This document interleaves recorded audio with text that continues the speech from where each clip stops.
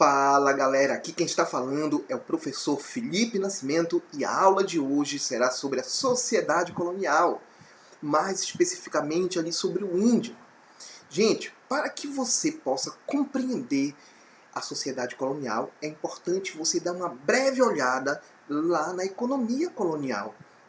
Esse modelo econômico conhecido como plantation, que é baseado na produção monocultura, voltado para a exportação, né? Modelo agroexportador, realizado em grandes latifúndios, com a utilização da mão de obra escrava.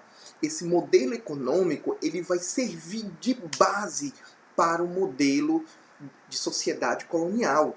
Modelo esse baseado ali em senhores e escravos, casa grande e senzala. A gente pode observar que há pouca possibilidade da formação de uma classe média expressiva. Por quê? Porque a economia ela é rural e a economia ela se baseia ali no engenho. Na verdade, o engenho é o centro da economia colonial. É algo rural, há um pequeno índice de urbanização. Por quê? Porque o foco ele não está ali nas vilas. O foco ele vai se centrar ali no engenho. O engenho é o centro de tudo. As vilas elas vão servir de apoio para o engenho. Não há oportunidade para uma urbanização, para o florescer das cidades. Agora, é importante eu deixar claro aqui para vocês que nessas vilas sempre houve pequenos setores manufatureiros, algum comércio ali nas vilas, ou atividades ambulantes, que eram os mascates. Nós teremos a administração pública ali nas câmaras municipais, com os funcionários públicos, as tropas portuguesas, elas não ficavam no engenho, elas ficavam nas vilas. Só que a cidade, as vilas, na verdade, o meio urbano, ele não será expressivo. E por consequência nós não teremos uma classe média expressiva.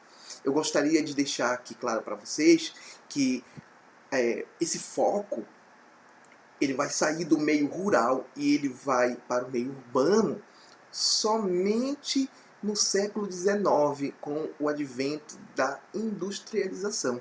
Mas antes disso, o mundo ele era rural. Agora, é muito importante ressaltar, até mesmo para o Enem, é a questão da região das Minas, onde hoje é o estado de Minas Gerais. Minas foi a área mais urbanizada e também ela foi a primeira a abrir a perspectiva para o surgimento de uma classe média expressiva, tudo devido à mineração. Quando você assistir a videoaula sobre o Brasil minerador, você vai ver que eu vou abordar lá sobre o sistema de extração, que nós teremos a lavra. Quem tem acesso a esse sistema é o rico, e nós teremos um outro sistema conhecido como faiscação, que é o pobre que terá acesso. Se você olhar a economia colonial, o engenho é o centro de tudo, e quem tem acesso a esse modelo econômico, quem vai se beneficiar, na verdade, são os senhores. Na verdade, é a elite. Por quê? Porque montar um engenho é muito caro. O pobre, ele não tem condições de montar um engenho. Primeiro, porque ele terá que ter a aquisição das terras. Segundo, montar o engenho com todo o maquinário custava muito caro.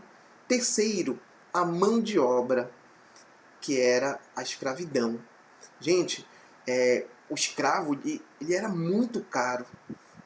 Um escravo, hoje, ele custaria o equivalente a 75 mil, aproximadamente a 150 mil reais. Então o pobre ele não teria condições de montar um engenho. Então era um modelo econômico elitizado. Já a mineração, nesse sistema de faiscação, o pobre terá acesso. E daí que nós vamos ver a formação de uma classe média. Gente, é muito importante eu falar aqui essas características gerais, né? Aqui da sociedade colonial. Essa sociedade colonial, ela será litorânea, ela vai se concentrar ali no litoral. Essa sociedade colonial, ela será patriarcal.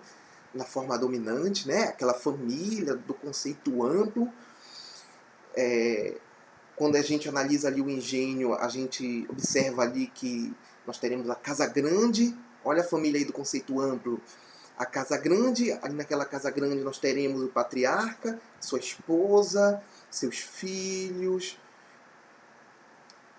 aí os seus netos, os agregados, todo mundo ali na casa grande. Mas quem decide a última palavra é do patriarca. Meus amigos, meus alunos, nós teremos também a igreja. A igreja vai ter um papel muito importante aqui na colônia, que será o papel ideológico. Ela vai ser responsável pela educação. Uma vez que na Europa eles estavam passando, nós não, eles, né, pela reforma protestante. Em 50 anos, aproximadamente, metade da Europa ela vai se tornar protestante. E a Igreja Católica ela vai reagir. Como? Ela vai mandar a igreja para cá com uma missão específica que era de garantir que a América se torne católica. E como que a igreja vai fazer isso? Ela vai fazer isso por meio da catequese, utilizando a educação. Também aqui nessa sociedade colonial, a igreja ela vai passar pelo regime do regalismo. Professor, o que é o regime do regalismo? O padre ele é visto como um servidor do Estado. Isso vai gerar um problema, porque o padre ele será, na verdade, indicado para o cargo e não por vocação. Então, se você for se aprofundar nos estudos, você poderá ver que haverá uma falta de estudo teológico dos padres e religiosidade, principalmente na observância dos votos. Por quê? Porque ele não assumiu aquele cargo por vocação, mas é sim por indicação. Ser padre nessa época significava privilégios, então ele não vai observar os votos, principalmente o voto de castidade. Então, aqui na colônia, nós vamos observar que nós teremos padres que terão mulheres, filhos, claro que não oficialmente, mas eles não vão observar os votos. Então era mais ou menos assim que estava a sociedade aqui no período colonial. Agora, gente, eu gostaria de falar sobre o índio, mas antes de falar especificamente sobre o índio, eu gostaria de falar sobre miscigenação. E falar de miscigenação é importante falar antes sobre grupo étnico. Eu coloquei aqui a definição. Inicialmente, a definição de grupo étnico ele se voltava para a questão de um grupo biológico, de raça. Só que aqui no Brasil eu não posso mais falar de grupo étnico falando de raça. Por quê? Porque aqui no Brasil houve uma intensa miscigenação. Então não posso olhar para alguém e dizer, olha, essa aqui é da etnia tal, esse aqui é da raça tal. Não, misturou muito. Então, após essa miscigenação, grupo étnico vai ganhar uma outra definição aqui no Brasil, que é de grupo cultural, que são indivíduos que compartilham os mesmos valores, língua falada, prática de culto, um padrão de sobrevivência. É a questão da auto-identificação. Misturou tanto que eu não consigo olhar para alguém para as características físicas e falar, olha, esse aqui é da etnia tal. Não, miscigenou, misturou muito. Então, é questão de um grupo cultural. Essa miscigenação ela será intensa. Não se esqueça que o engenho ele vai servir ali, ele vai ter um papel muito importante nessa miscigenação, principalmente porque o português, o homem branco, ele vai se relacionar com as escravas, também com as índias. Então, com o passar do tempo, o Brasil ele vai passar por esse processo de miscigenação, ele será muito intenso. E eu coloquei aí que traços culturais variam com o tempo, também sem afetar a identidade. Eu coloquei aí também o hibridismo, né? Falando do viés negativo, que o índio ele vai perder tradições regionais, né? Ele vai perder parte da sua tradição, mas nós temos o viés positivo, que esse hibridismo ele é um sinônimo de intercâmbio cultural, da síntese de culturas, e será um estímulo para a criatividade, para para a inovação. Olha, essa imagem aí, ela deixa muito claro esse hibridismo cultural, essa miscigenação, tanto, tanto racial quanto cultural. E cuidado que o Enem ele pode cobrar, porque olha só aí, um índio utilizando um computador com internet, mas ele ainda está preservando a sua identidade. Isso pode ser cobrado no Enem. Então, muito cuidado, muita atenção para essa questão da miscigenação aqui no Brasil. Agora, meus alunos, eu gostaria de falar sobre os povos indígenas, passar um geralzão aqui para vocês. Os principais são os Reis, os Noaruaques, os Caraíbas e os Tupis. O que o Enem ele pode cobrar de vocês sobre os povos indígenas?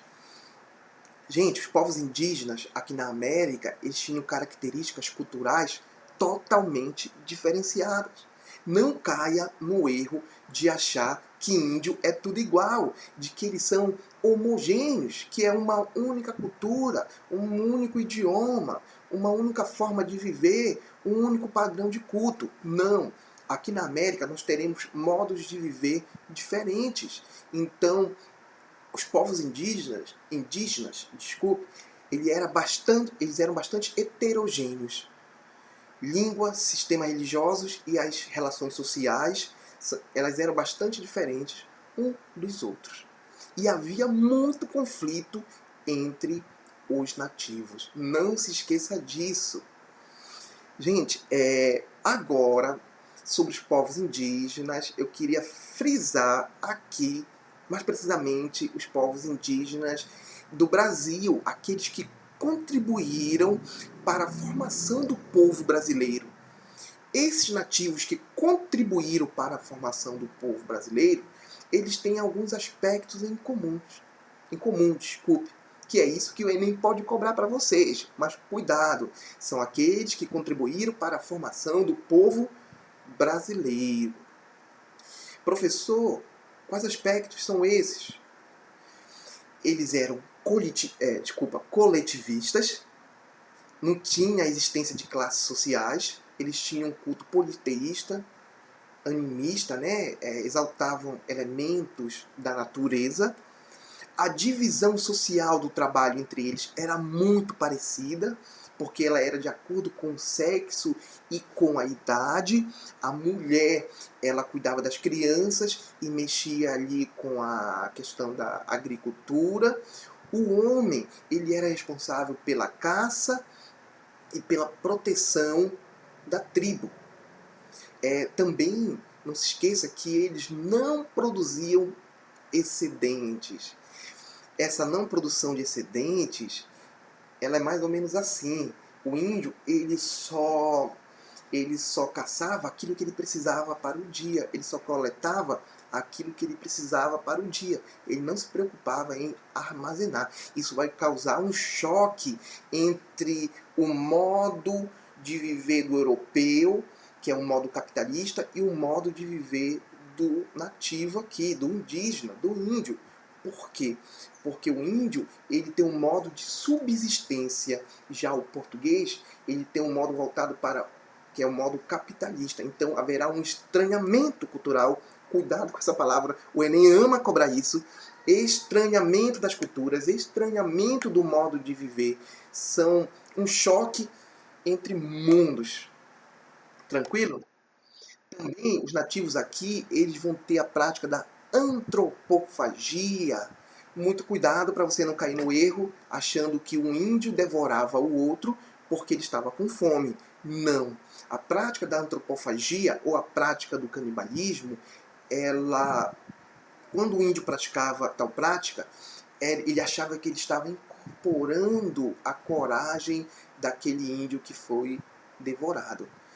Quando os portugueses se depararem com tal prática, eles vão começar a olhar para o índio de forma diferente. E o índio vai deixar de ser gente e vai ser visto como uma coisa, né? Então, olha aí o choque cultural, o estranhamento cultural. Também o índio, ele vai resistir à invasão dos europeus. Terão basicamente 3 tipos de resistência, não se esqueça disso. Uma, eu escrevi errado aí, reação violenta. Reação violenta, os índios vão atacar, vão guerrear. Outro tipo de resistência, que eles vão se unir aos conquistadores, é como aconteceu lá na Confederação dos Tamoios, eles vão se unir aos franceses, e isso, lentamente, eles vão perdendo parte da sua cultura, né? E também uma outra forma de resistência do nativo é o refúgio para as regiões ainda não exploradas. Eles vão saindo do litoral e vão adentrando no território brasileiro, justamente para sair da linha de frente ali dos europeus. E os índios, eles serão também dizimados por guerras, né? Por doenças causadas pelo homem branco. Gente, muito obrigado. É isso aí. Bom estudo. Até mais.